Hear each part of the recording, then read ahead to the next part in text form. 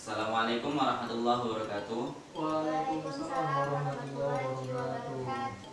Sebelum kita mulai pelajaran, marilah kita berdoa. Berdoa mulai. Bismillahirrahmanirrahim. Raditu billahi rabba wa bil islami dina wa bi Muhammadin nabiyyan wa rasula. Rabbi zidni ilma warzuqni fahma. Amin. Nah, pada pertemuan kali ini kita akan membahas tentang iman kepada malaikat. Ada yang tahu rukun iman keberapa iman kepada malaikat? Kalau nggak salah saya Pak, rukun iman yang ketiga Pak. Salah Pak, saya jawab. Ya. Rukun iman yang kedua. Ya benar. Rukun iman kepada malaikat yaitu termasuk rukun iman yang kedua. Karena iman yang pertama adalah iman kepada Allah, yang kedua iman kepada malaikat, yang ketiga iman kepada kitab, yang keempat iman kepada Rasul, yang kelima iman kepada hari kiamat, yang keenam iman kepada qada dan qadar. Nah, pada kali ini kita akan membahas iman kepada malaikat, yaitu rukun iman yang kedua, yaitu meyakini secara pasti bahwa Allah mempunyai para malaikat yang diciptakan dari nur atau cahaya. Malaikat tidak pernah mendurhakai apa yang Allah perintahkan.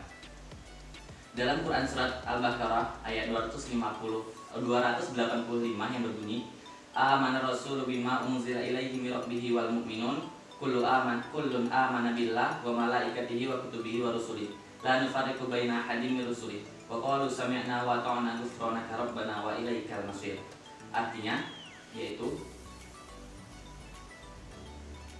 kandungan ayat di atas mengumumkan bahwa Rasulullah telah beriman kepada Al-Quran diturunkan kepadanya dan Tuhannya. Demikian pula orang-orang yang beriman. Semuanya beriman kepada Allah, malaikat-malaikatnya, kitab-kitabnya, dan rasul-rasulnya. Mereka mengatakan bahwa tidak membeda-bedakan antara seorang pun dengan yang lain dan rasul-rasulnya. Nah, malaikat Allah yang wajib kita ketahui dan kita imani ada 10. Yang pertama, malaikat Jibril, bertugas menyampaikan wahyu kepada para rasul Allah. Yang kedua yaitu malaikat Mikail, bertugas menyampaikan rezeki kepada kita semua. Yang ketiga yaitu malaikat Israfil, bertugas meniupkan sangkakala. Yang keempat malaikat Israel, bertugas mencabut nyawa. Yang kelima malaikat Munkar, yang keenam Nakir, yang tugasnya sama yaitu menanyakan ruh di alam kubur.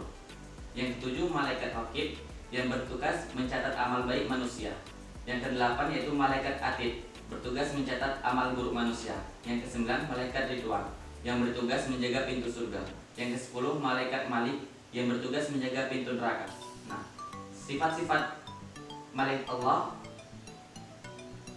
yaitu selalu bertasbih kepada Allah, tidak ada hentinya. Yaitu dengan selalu bertasbih kepada Allah dan tidak mendurhakai Allah. Sifat selanjutnya suci dan sifat-sifat manusia dan jin. Selanjutnya tidak pernah maksiat dan selalu mengamalkan apa saja yang diperintahkan oleh Allah Subhanahu wa taala. Selanjutnya mempunyai sifat malu, bisa terganggu dengan bau tidak sedap, anjing dan patung. Karena apabila kita punya anjing atau patung di dalam rumah kita, maka malaikat tidak akan masuk ke dalam rumah kita. Dan malaikat itu tidak pernah makan dan minum. Selanjutnya, mampu mengubah wujud. Malaikat itu bisa berubah-ubah wujud. Malaikat memiliki kekuatan yang termasuk dalam Quran surat Al-Haqqah ayat 17, yang artinya dan malaikat-malaikat berada di penjuru-penjuru langit, dan pada hari itu 8 orang malaikat menjunjung arsy-Nya Tuhanmu di atas kepala mereka. Selanjutnya memiliki kecepatan cahaya. Malaikat itu tidak bisa diukur kecepatannya karena sama saja dengan kecepatan cahaya. Di sini kita harus mengimani dan mempercayai bahwa malaikat itu ada. Karena hikmah iman kepada malaikat yaitu tidak berlaku sombong. Kita kalau sudah mengimani malaikat, kita tidak boleh sombong, tidak boleh memperkuat keimanan kepada Allah, suka mendoakan kebaikan dan memberikan ampunan untuk orang lain, menghindari keinginan untuk berbuat dosa, semakin yakin akan kebesaran dari Allah, bersyukur kepada Allah, dan yang lain-lain. Nah,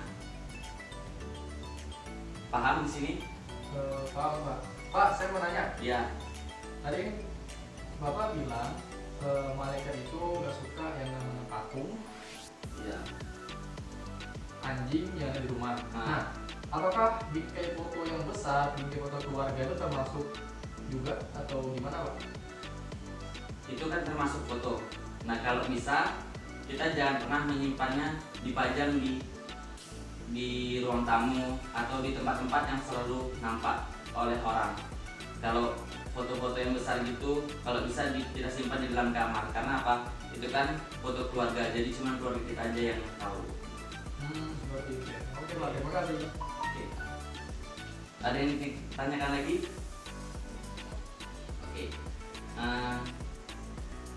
Sekiannya dari Bapak. Assalamualaikum warahmatullahi wabarakatuh. Waalaikumsalam.